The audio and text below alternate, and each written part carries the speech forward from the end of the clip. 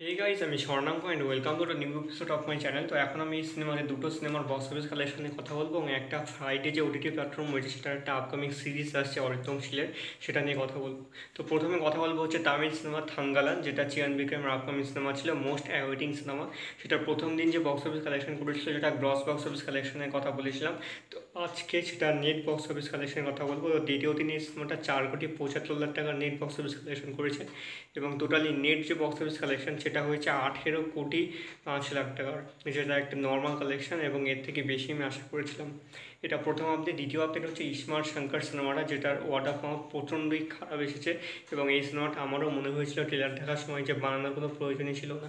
প্রথম দিন যে একটা গ্রস বক্স অফিস কালেকশনের কথা বলেছিল, তারপরে সেটা নেট কালেকশন বলিনি। তো আজকে মানে দ্বিতীয় দিনে এই সিনেমাটা হিউজ হিউজ ড্রপ খেয়েছে।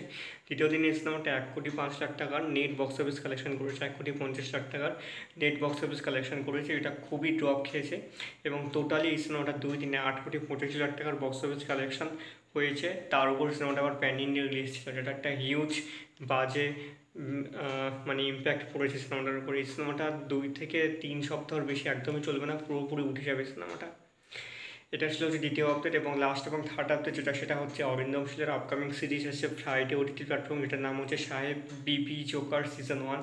এই সিরিজটাতে আমরা অর্জুন চক্রবর্তী, কৌশিক সেন, অরুণিমা ঘোষ, চন্দন সেন, ফালাক রশিদ রয়, প্রদীপ রয় এবং কৌশিক কর্কে লিটল দেখতে পাবো।